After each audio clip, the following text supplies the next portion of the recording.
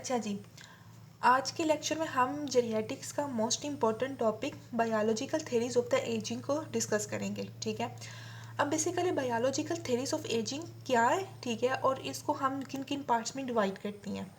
Biological theories of ageing को हम basically दो मॉडल्स में डिवाइड करती हैं, स्टोकेस्टिक मॉडल और प्रोग्राम मॉडल्स। ठीक है, और आगे फर्दर इन दोनों मॉडल्स को हम जो है ना वो डिफरेंट थेरीज में डिवाइड करेंगे।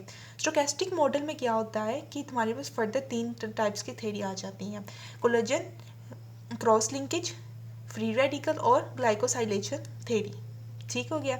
अच्छा, उसके बाद हमारे पास प्रोग्राम्ड मॉडल आ जाता है। प्रोग्राम मॉडल में हमारे पास दो तरह की थेरीज आ जाती हैं, टेलोमेयर शॉर्टनिंग और मास्टर क्लॉक। तो अब बारी बारी हम जो है ना इन थेरीज को जो है ना वो डिस्कस करेंगे। अच्छा जी, हमारे इस लेक्चर में जो है ना वो हम सबसे पहले स्टोकेस्टिक मॉडल ऑफ एजिंग की जो फर्स्ट थेरी है, क्रॉस लिंकेज थेरी, उसको हम जो है ना वो डिस्कस करेंगे। अब हमारे पास क्रॉस लिंकेज थ्योरी जो सी है उसमें क्या डिस्कस किया गया है कि हमारे पास विद एज, वक्त के साथ साथ जैसे जैसे हमारी एज ज़्यादा होती जाती है तो क्या होता है कि हमारी जो प्रोटीन्स और डीएनए है, ठीक है, वो क्या करती हैं कि इन अप्रोप्रिएट वे से जो से हमारे पास अटैचमेंट जो है ना वो करना स्टार्ट कर देती हैं, या फिर हमारे पास जो क्रॉस लिंकेज होती है, ठीक है, वो हमारे पास जो है ना वो इन अप्रोप्रिएट वे में स्टार्ट हो जाती है। ठीक है, अब क्या होगा कि जब ये हमारे पास इन अप्रोप्रिएट वे में अटैचमेंट होगी, यहाँ पे क्रॉस लिंक जोन से है वो होगा, तो क्या होगा कि हमारी जो उनसे प्रोटीन्स हैं, ठीक है, उनकी जो इलास्टिसिटी और मोबिलिटी है वो क्या होगी, वो कम होना स्टार्ट हो जाएगी। ठीक है, क्या होगा कि जो प्रोटीन की इलास्टिसिटी और मोबिलिटी है वो क्या होगी, वो डिक्रीज होना स्टार्ट हो जाएगी। ठीक है, अच्छा, अब क्या उसके बाद होगा कि हमारे पास क्या होता है कि हमारे पास जो हमारे बॉडी के अंदर डैमेज प्रोटीन होती है, ठीक है, या फिर ऐसी प्रोटीन जिसकी हमें जोन से बॉडी में ज़रूरत नहीं होती, ठीक है, तो कुछ एंजाइम्स होती हैं कि जो इस काम के लिए फिक्स होती हैं कि ठीक है कि उन्होंने ऐसी प्रोटीन्स को जो है ना वो ब्रेक डाउन कर देना होता है उनका। ठीक है, तो क्या होगा कि जब हमारे पास इन अप्रोप्रिएट अटैचमेंट्स होंगी या फिर क्रॉस लिंक होगा, तो दूसरे नंबर पे क्या होगा कि हमारे पास इन इन जो से हमारे पास ये एंजाइम्स हैं, ठीक है, जो कि हमारे पास ऐसे प्रोटीन्स, डैमेज प्रोटीन्स या फिर ऐसी प्रोटीन्स जिनकी हमें ज़रूरत नहीं होती, उनकी एबिलिटी को, ठीक है, वो क्या कर देगा, इनहिबिट कर देगा। ठीक है, क्या होगा कि जब हमारे पास ये इनअप्रोप्रिएट वे में क्रॉस लिंक बनेगा या फिर हमारे पास अटैचमेंट्स होंगी, तो ऐसे एंजाइम्स जो कि हमारे पास डैमेज प्रोटीन या फिर ऐसी प्रोटीन्स जिनकी हमें ज़रूरत नहीं है बॉडी में, ठीक है, उनकी एबिलिटी को जो उनसे है वो क्या कर देगा, इनहिबिट कर देगा।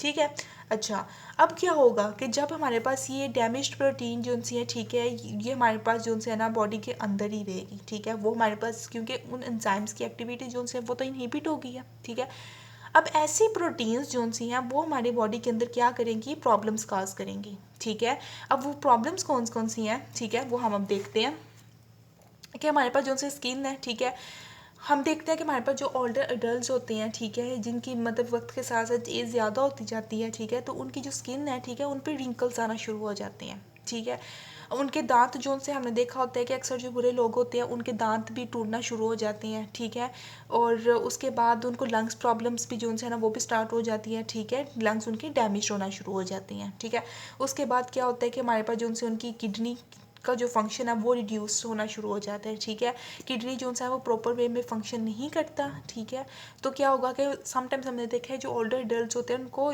जो है ना वो यूरिनेशन की भी प्रॉब्लम स्टार्ट हो जाती है। ठीक है, तो वो क्यों होती है, क्योंकि हमारे पास जो है उनकी किडनी है, ठीक है, वो प्रॉपरली जो है ना वो फंक्शन परफॉर्म नहीं करता। ठीक है, अब इसके अलावा क्या क्या होता है, इसके अलावा क्या होता है कि हमारे पास जो है ना मसल्स की जो कैपेसिटी है वो रिड्यूस होना शुरू हो जाती है। ठीक है, जॉइंट की मोबिलिटी वो कम होना शुरू हो जाती है। ठीक है, उसके अलावा क्या होता है, आर्थरोस्क्लेरोसिस स्टार्ट हो जाता है। ठीक है, अब आर्थरोस्क्लेरोसिस क्या होता है कि हमारी जो आर्टरीज होती हैं, ठीक है, उनके अंदर क्या होता है कि कोई स्टिकी सब्सटेंस जो है ना वो बिल्डअप होना शुरू हो जाता है। ठीक है, जिसे हम कह सकते हैं कि ब्लड क्लॉथिंग होना स्टार्ट हो जाती है। ठीक है, तो वो हमारे पास आर्थरोस्क्लेरोसिस जो है ना वो भी स्टार्ट होना शुरू हो जाता है। ठीक है, अच्छा जी, अब हमारे अंदर क्या होता है कि हमारी बॉडी के अंदर जो सा मोस्ट अबंडेंट प्रोटीन है, ठीक है, वो है क्या है, कोलेजन है। ठीक है, मोस्ट अबंडेंट प्रोटीन कौन सा है, वो कोलेजन है। ठीक है, अब जब कोलेजन जो है हमारे पास, हमने कहा था कि डैमेज प्रोटीन जो है वो हमारे पास जो है ब्रेक डाउन नहीं हो रही। ठीक है, अब क्या होगा कि कोलेजन जो है ना वो क्या होगा कि ये भी हमारे पास एक प्रोटीन है। ठीक है, तो क्या होगा कि हमारे पास ना